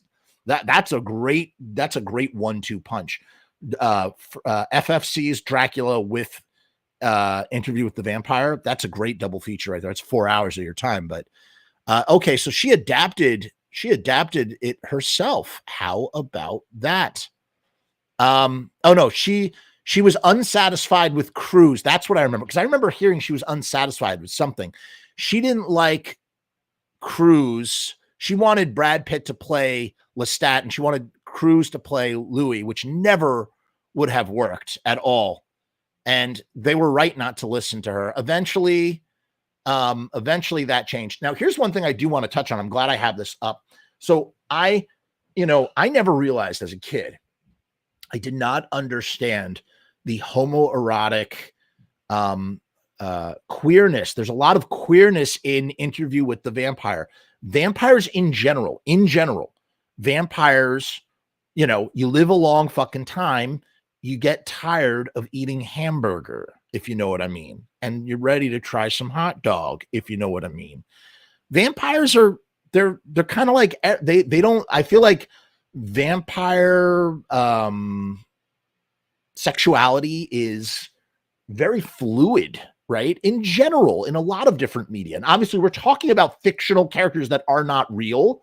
So there's no like reality to it. But the idea is that within the great mythology of the vampire or the romantic gothic vampire, how about that? Let's clarify that.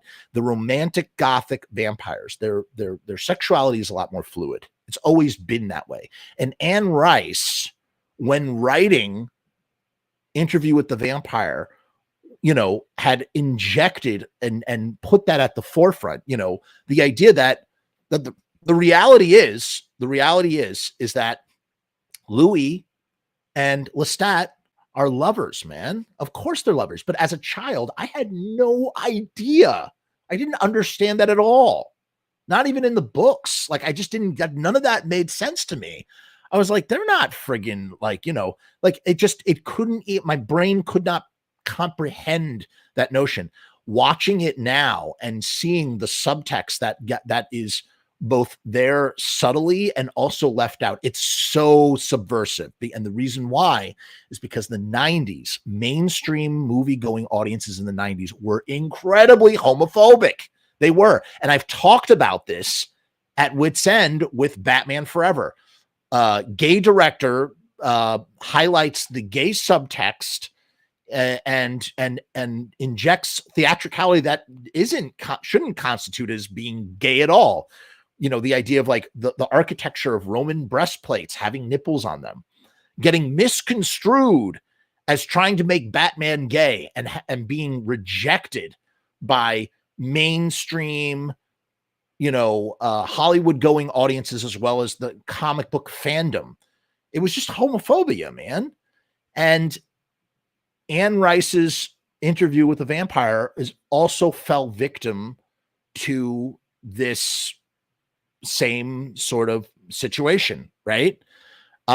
This is what it says in Wikipedia. Due to Rice's perception of Hollywood's homophobia, at one point she rewrote the part of Louis, changing his sex from female, changing him from a male to a female in order to specifically heterosexualize the character's relationship with Lestat. At the time, Rice felt it was the only way to get the film made, and singer-actress Cher was considered for the part. A song titled Lovers Forever, which Cher wrote along with Shirley Elcard for the film soundtrack, got rejected as Pitt was ultimately cast for the role. So what's interesting is that she in trying to get her work made, she compromised the original, sexuality and gender of her characters in order to sort of, slip past the Hollywood guard at the time. And then when you watch the movie, they're just two friends with an adopted daughter. Like, come on, man. Like, I mean, isn't it fucking obvious? They're fucking gay as fuck, dude. And it's like, I certainly did not realize this, but it's amazing. It's amazing to watch this with the full context and understand it from the source material, B, understand it from the 90s homophobic Hollywood perspective, realizing that perspective is what I mean to say. Not unnecessarily, I don't understand. Well, I mean, I do understand it, but I don't agree with it, obviously. And C, watching it now and going, wow, look at the subversive nature of what this is, these companions. Armand, falling in love with Louis, and Louis is going to run off with Armand, played by Antonio Banderas. It's very, very, very interesting to me, and how what it says as a whole, the metaphor of Anne Rice's vampires as it relates to being like gay in society, you know, at certain times where, you know, to be a vampire, it's like you have to be in the closet. You cannot let anybody know that you're a vampire because they will, you know, wait until the sun is risen and they'll drag you out of your coffin instead of out of the closet and expose you to the sun and burn you to a crisp. You know what I'm saying? There's a lot of friggin' heavy metaphor there. And it's like front and center for me now at this point in time in my life, watching, I'm going, wow, what subtext, what subversion too. So all of that is going on in Interview with the Vampire, you know, and the idea that like, and particularly even more, just as much in Queen of the Damned, which we're going to talk about next. But it's just interesting where I'm just like, wow, like they were lovers. They weren't friends. It wasn't a father son that's trying to like emphasize like just like they talk about them as like companions. And it's like 90s movie going audiences were so fragile that it couldn't possibly be. You can't have something that's like horror and queer at the same time. You know what I mean? Like it'd be like, oh, well, this firmly fits as like a 90s, you know, hey, it's the 90s and progressive 90s queer film.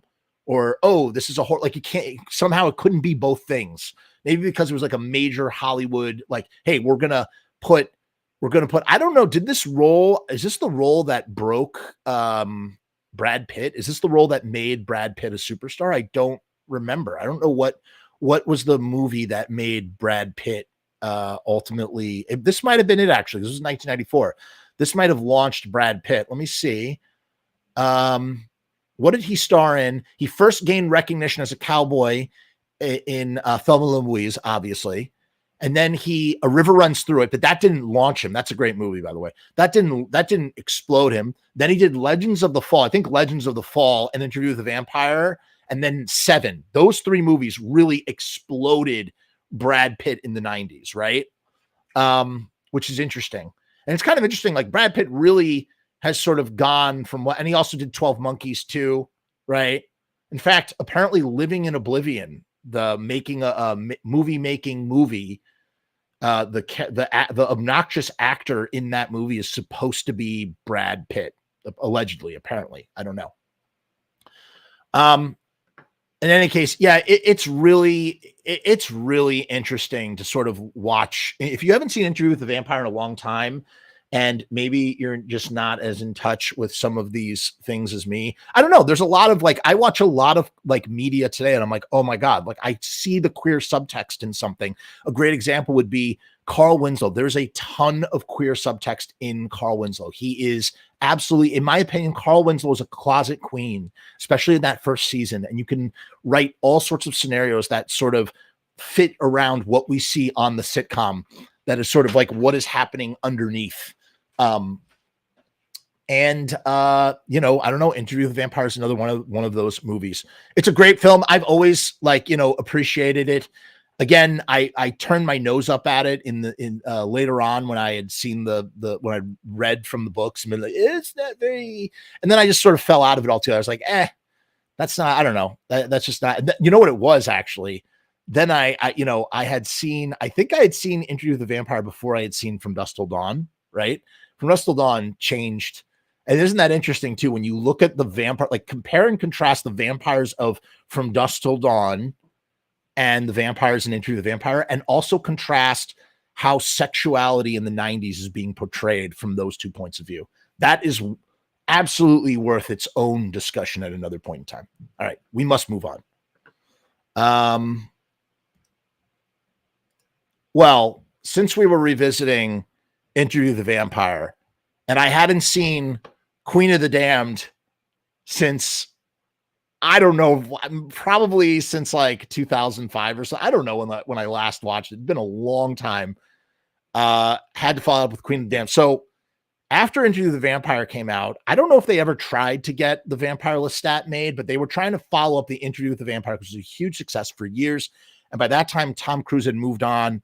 And eventually they got their act together, and Michael, Reimer, in 2002, I was 16 years old. Michael Reimer did the follow-up, or was supposed to be the follow-up. Lestat finds acceptance in the tattooed and pierced world, rekindling the desires of the all-powerful Akasha. That's one way to describe that movie. I gave it 3.5 stars because, like, I watched it. It's a cringe movie. It's cringe for so many reasons, but like I loved it because of how cringe it was. And I also loved it for like how it kind of really represents a subculture. It's so like it so reminds me of like the mall goth hot topic subculture of the 2000s, the dawn of like MySpace and social media. Like there's such a it really captures that time and essence, and especially with like the special effects and some of the clothes and the sensibilities. And it's the idea that like, dark gothic, rave, like all those subcultures that I guess it all falls under goth, being like this really mainstream subculture movement within the alternative rock. And it reminds you how big alternative rock was at one point in time. And it feels like such it feels like that time has come and gone so quickly now. Stuart Townsend is in it. He was like, what else has Stuart Townsend been in besides League of Extraordinary Gentlemen? Right, he's in Aeon Flux. I mean, I get he's in Shooting Fish, and he's in a bunch of stuff. He's in a bunch of things actually. But he had a brief. There was a brief moment where he was like, really. I think he's a British actor. Oh no, he's Irish. He's Irish. Oh, and he's a director too. What has he directed? Maybe he got into directing, and that's why. No, he only directed one movie. He did not get into directing. He's most known for, I would say, League of Extraordinary Gentlemen and Queen of the Damned. And that was like, those movies were made back to back. And he just had this moment where he was like, where he was hot to trot. Right. And, what was I trying to say here? And you had Aaliyah, who is so breathtakingly beautiful. I mean, and I'm, she died before the movie came out. She died in the summer of 2001 in a tragic plane crash. She was so breathtakingly beautiful, so talented. I think she would have been bigger than Beyonce. She would have been bigger than all of them, man. And she just never got the chance. She would be big as J-Lo. And she was a double threat, just like J-Lo was an actress and a performer. So too did Aaliyah. She did music, and she was also in Romeo Must Die. Like she had a really bright future ahead of her. I didn't know Roland S. Howard is in this movie. For those who don't know, Roland S. Howard, oh my God, he acted in a lot of movies. He's in Wings of Desire too. I didn't realize that. He is the guitar player from The Birthday Party, Nick Cave's band before he started Nick Cave and the Bad Seeds. But I didn't realize I got to go back and see who he was in this movie. You also have Marguerite Moreau, who is so pretty and another beautiful actress that I always liked. She's in the Mighty Ducks movies, and she's also in Wet Hot American Summer, and she's also in Queen of the Damned. She had a bustling career. She's in a bunch of stuff. But she's also in this movie. And yeah, this movie is very goofy. It is so utterly goofy.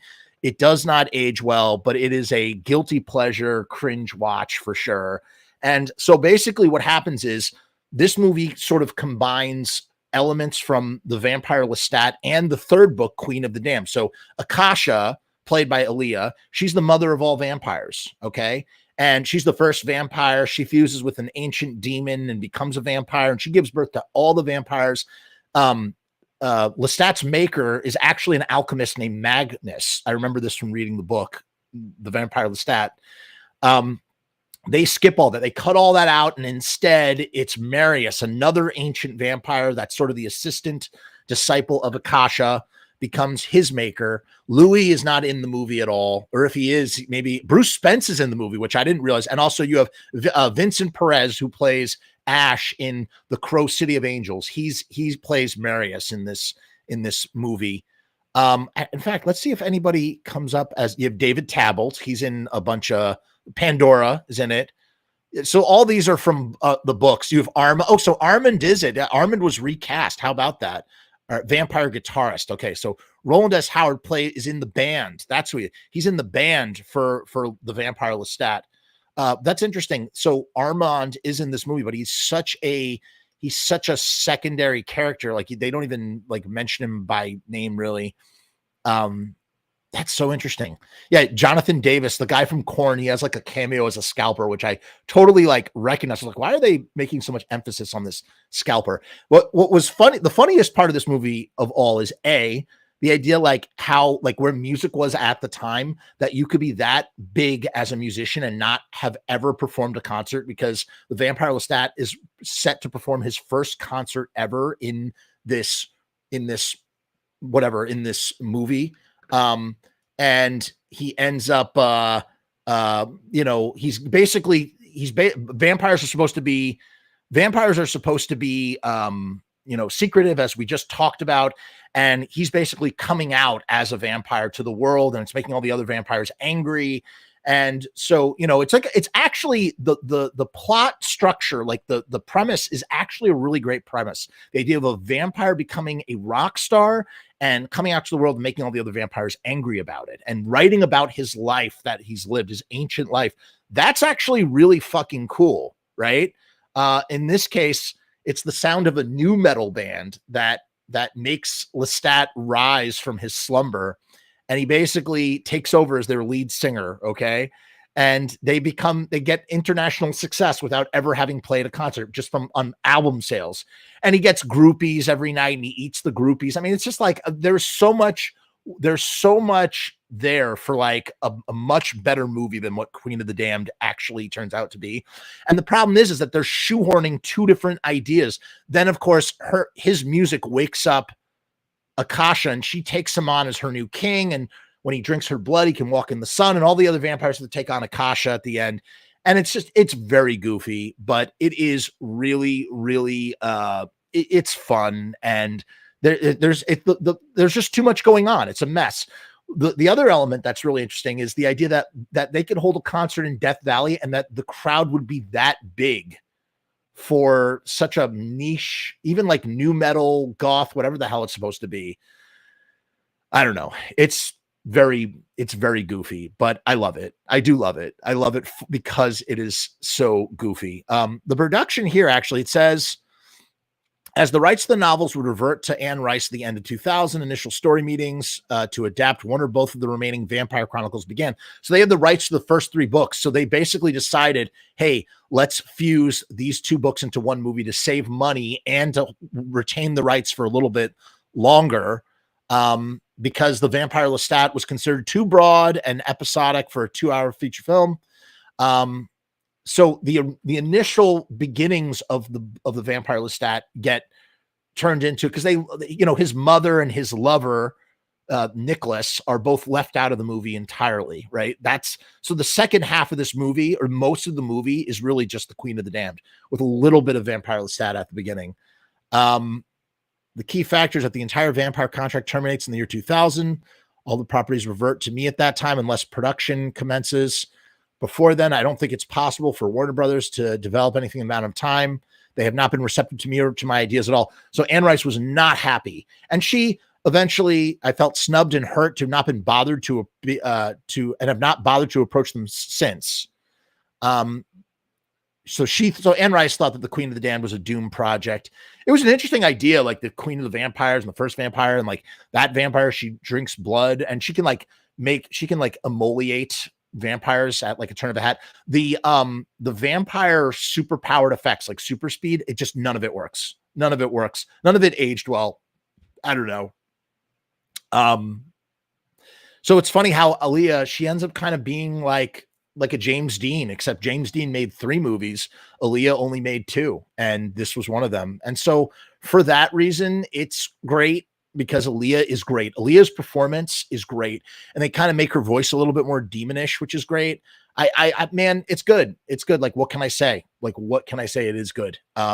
Like in that way, her performance, at least. But the movie itself is a trash fire, but a really fun trash fire. You just got to go with it. You got to go into this movie, and you just got to roll with it, and And apparently I didn't realize this, so it makes sense. So Jonathan Davis from Korn also doubled as the singing voice for Lestat, which makes a lot of sense. So so you have you had a lot of cameos, but it's interesting that what's his face from the birthday parties in this movie. That's noteworthy in and of itself. I didn't realize that. Roland S. Howard, who also penned one of my favorite haunting songs of all time called Shivers by the Boys Next Door. He was also in the Boys Next Door too. I forget that as well. All right. Any case, we got 2 more movies. All right. American Psycho. This is a movie I've watched many times over the years. I don't know why.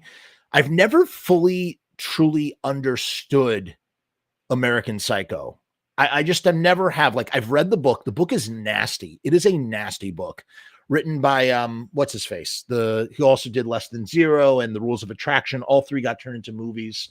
Some of his later books also got turned into movies, but not nearly as noteworthy.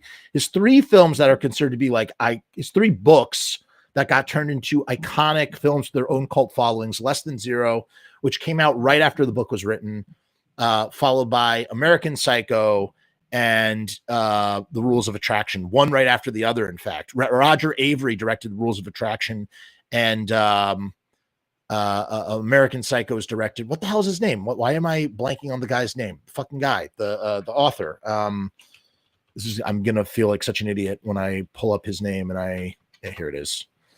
Bret Easton Ellis. Of course, I knew it. It was on the tip of my tongue, and I just couldn't think of it. Bret Easton Ellis wrote this book, American Psycho. It's directed by Mary Harron.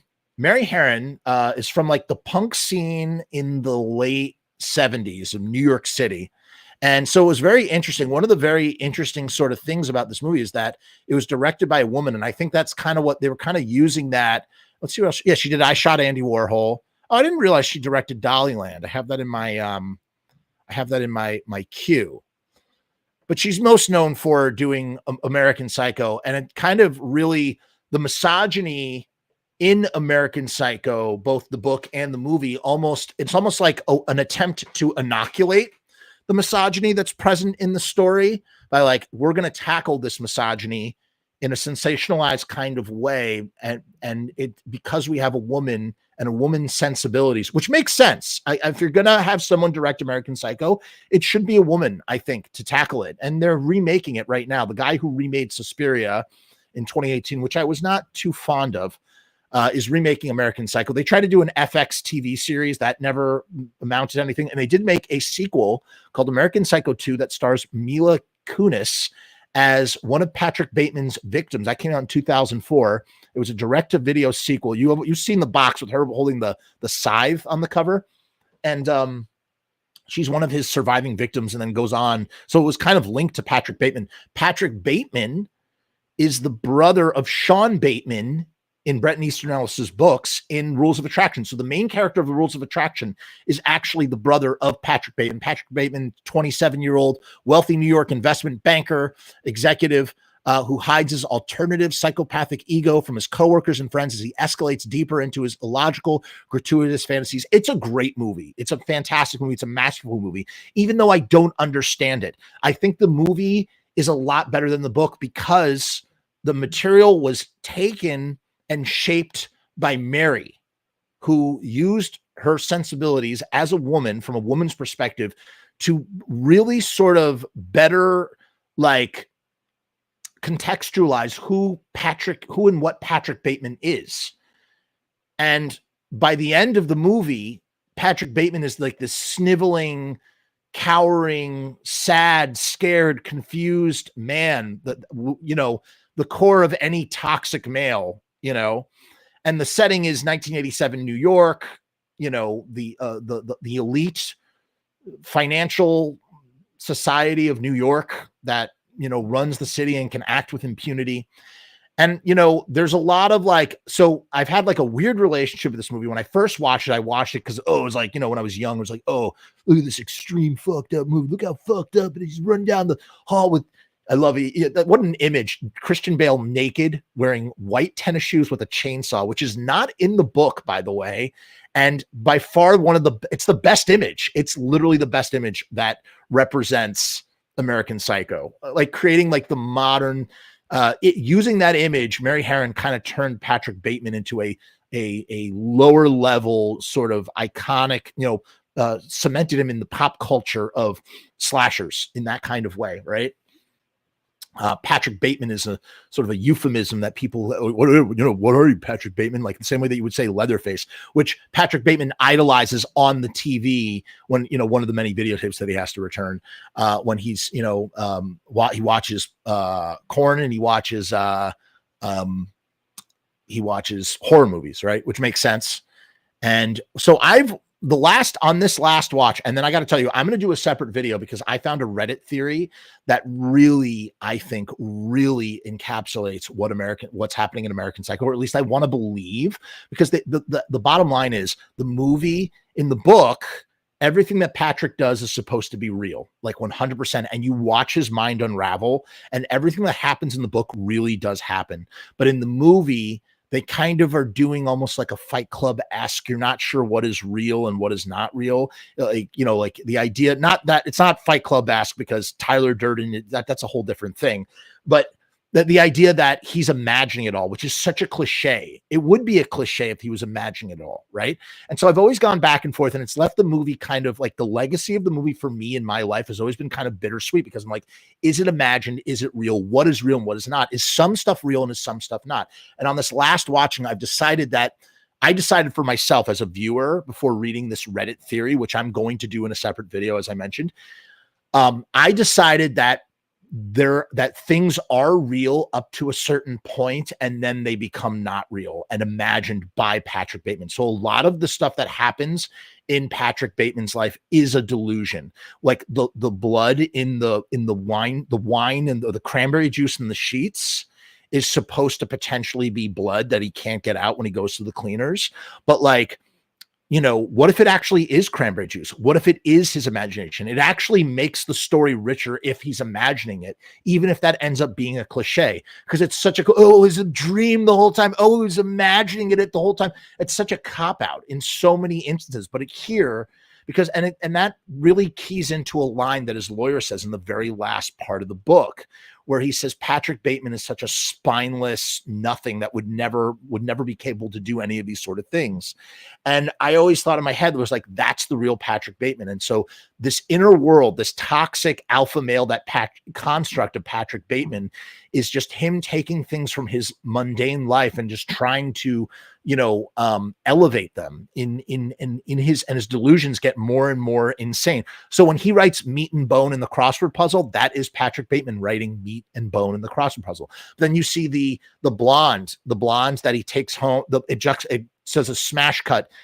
Before he's doing that crossword puzzle, he's got the lock of the blonde girl's hair that he takes home from that he's walking home with from the club, where she says, like, I could tell you're a really kind person. Like, is that real or is that not real? And I'm like, no, maybe that's not real, but where did he get the blonde hair from?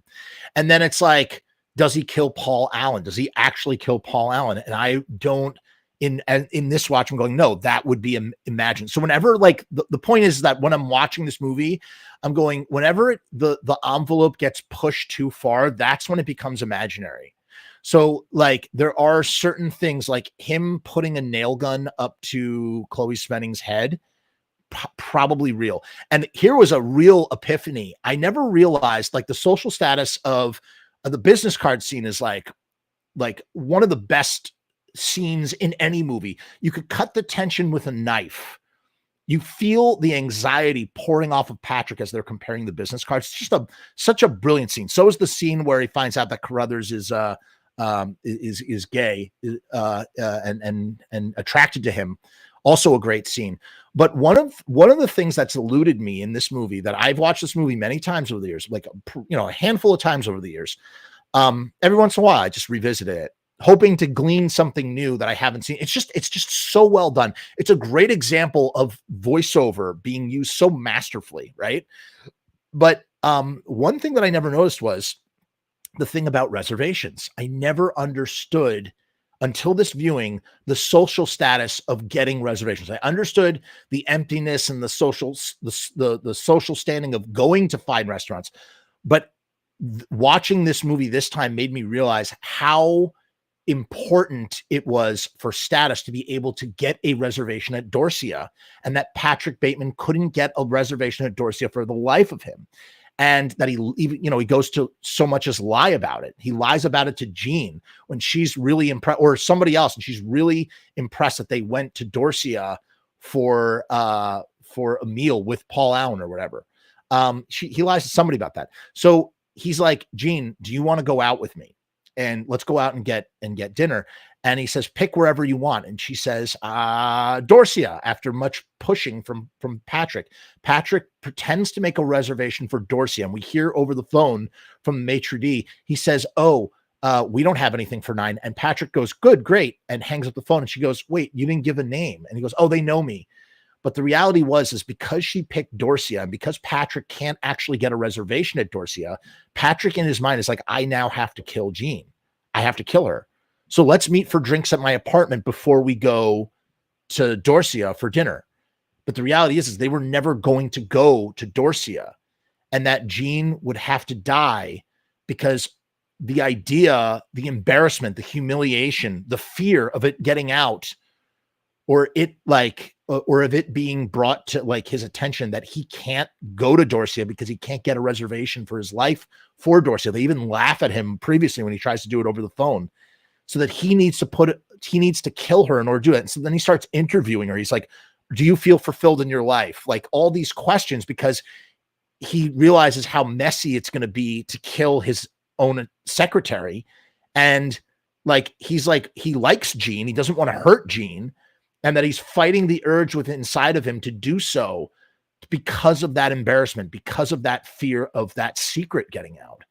I never noticed that before. And it blew me the fuck away. Like, I just never realized that because she chose Dorsia, he literally has to kill her because she chose Dorsia. Had she chosen any other restaurant, Crayons, that would have, been okay. Another reason, another example, when he does do the infamous chainsaw thing, right? Oh, so Christy, when he tortures the call girl and Christy the first time, 100% real. I think that really happened. All of that stuff happened. But then imagined is the chainsaw bit, being in Paul Allen's apartment with all the dead bodies and the chainsaw and this, that, and the other. And him chasing her down the hallway and dropping the chainsaw on her.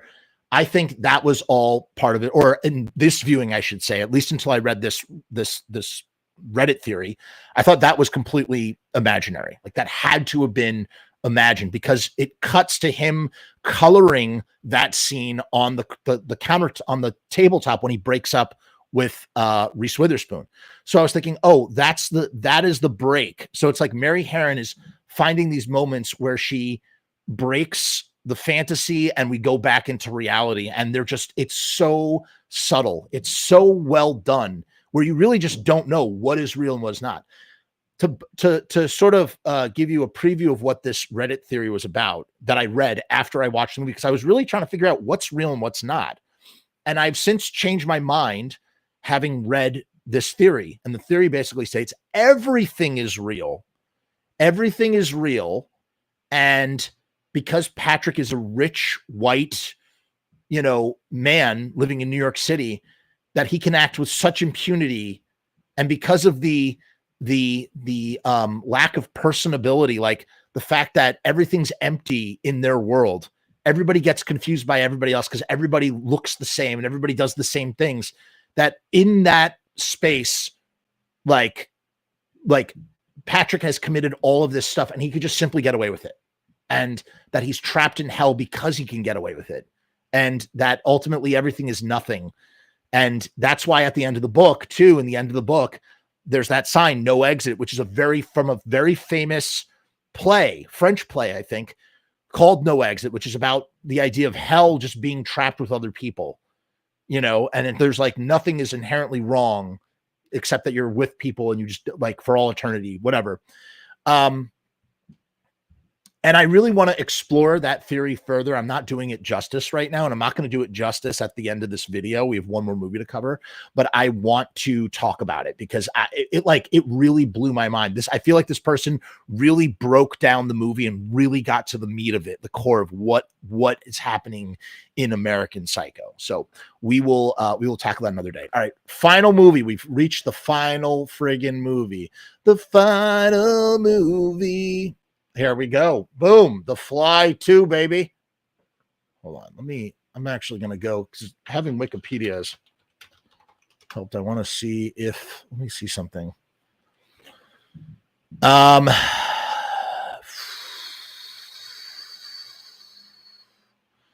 this is interesting. So first of all, The Fly 2 from 1989, directed by Chris Wallace. I gave it 4 out of 5 stars and a heart. Martin Brundle, born of the human fly, Brundle fly, is adopted by his father's place of employment, Bartok Industries, and Mr. Bartok himself, while the employees simply wait for his mutant chromosomes to come out of their dormant state. It's a really evil film. Like, the premise is evil. It's actually, I would say The Fly 2 turns David Cronenberg's The Fly into the perfect 2-movie duology arc. It's an example of how great a single horror sequel could be with no need for a franchise, with no need for anything else. These 2 movies work as a perfect, The Fly 2 works as a perfect bookend for The Fly, because at the end of The Fly, the ending of The Fly is such a downer. It ends in Greek tragedy with Brundle Fly being killed by his love. Just classic universal horror type archetype stuff, trope stuff going on right there. And then the movie just ends, right? And it just leaves you on such a downer.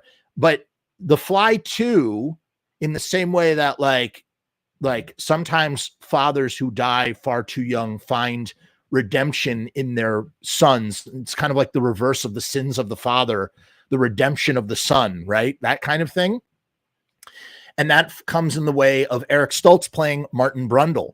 And it's Daphne Zuniga. Zuniga, is that how you say her name? She's in another Mel Brooks film. This was produced by Brooks Films, as was the original Fly.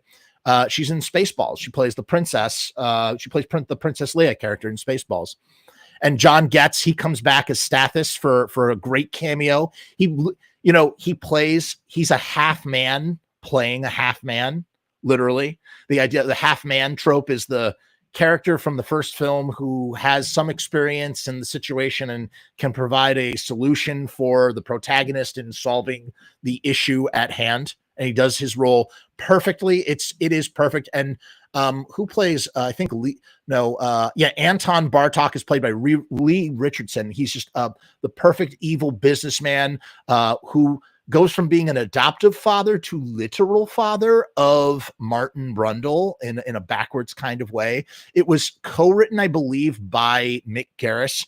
And, Mick Garris is really good when it comes to, he's pretty good at sequel stuff. Let's see, was it written by, yeah.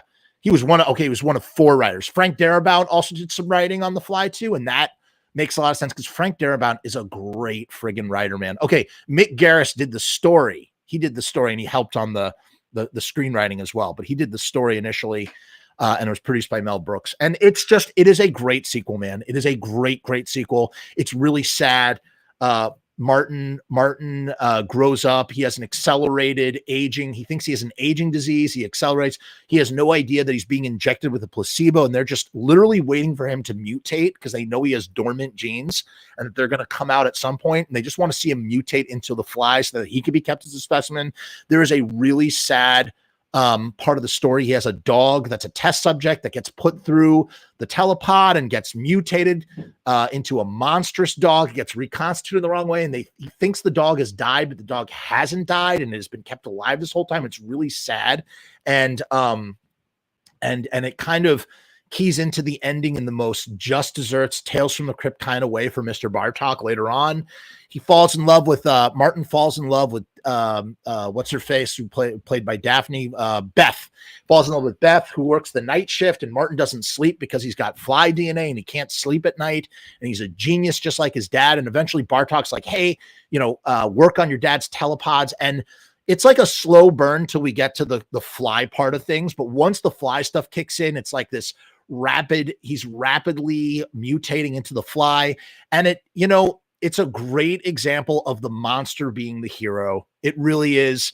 It really is. It's its own universal horror film in and of itself, where the monster is human on the inside and has, and we see the save the cat aspect when the guard dog, and it's a great little cue. The guard dog that, Martin Fly kills one of the security guards, and he turns to the guard dog, which is like a nasty Rottweiler, but he just pats the dog, and it shows us he's not an evil creature. He's just trying to get revenge on Bartok Industries. And it turns into like a knock them off one by one. It almost turns into kind of like a slasher movie. Like he just stalks all the employees of Bartok until he realizes that there is one way to reverse what happened to to reverse his devastating inherited condition. And it's kind of an interesting sort of meditation on syndromes that you inherit from birth, and like the futile and powerlessness of just wanting to find a cure for something that is so cruel or something that's so incurable that you were just born with, and that it's just a part of your life. He figures out that he can splice a healthy donor DNA into and replace his fly DNA through the teleportation process. But the caveat is that he would basically have to trade someone's DNA for his own, and that person would then become a mutated, gross fly monster. And he doesn't want to do that because he's not a bad guy. There's only one person that's possibly deserving of that. Of course, it's fucking Bartok himself. So and it's just such a great case of comeuppance. And they go into the pod together, and Bartok comes out as a monster that very much reflects the dog that he kept alive, that Martin, gave him mercy killed in a merciful kind of way. The fly makeup is gruesome. I prefer the fly monster in this one to the fly in Cronenberg. In fact, it's the one area where I think it's superior pound for pound. And even though The Fly 2 is a lesser movie than the original Fly, the two really do go hand in hand, and almost could kind of be like a volume 1 and volume 2. I almost kind of feel like I have to watch The Fly 2 after I watch The Fly, because you really do need that happy ending. And it's just one of the few horror films that have a happy ending. Martin he comes out like, they have to like peel away all the gross flesh from that, because he's kind of like still embedded. He's like reborn as Martin, the human. And what's interesting is Barton, who's always been a father figure to Martin, literally becomes his father because he inherits Bartok's DNA when he goes through the machine. So he ends up getting Bartok as a third parent, which is kind of an interesting little premise right there. And it's great, man. It's a great sequel. It's always been a great sequel. I always loved it. And it's just a great example of just a 1-2 punch that just works really freaking well. So The Fly 2. All right. That sums up 11 fucking movies. So we did 10, 10, and 11, 31 movies all done. We have 11 days left, and we've gone into the bonus round. How many movies can I watch? I'm going to go for the gold. Even though I feel like I've gotten my fill, I'm going to go for the gold. Keep your eyes peeled for Koyashi Gonzo, because it is coming shortly. And that's all I got for you. Peace, hair grease, and we'll see you real soon.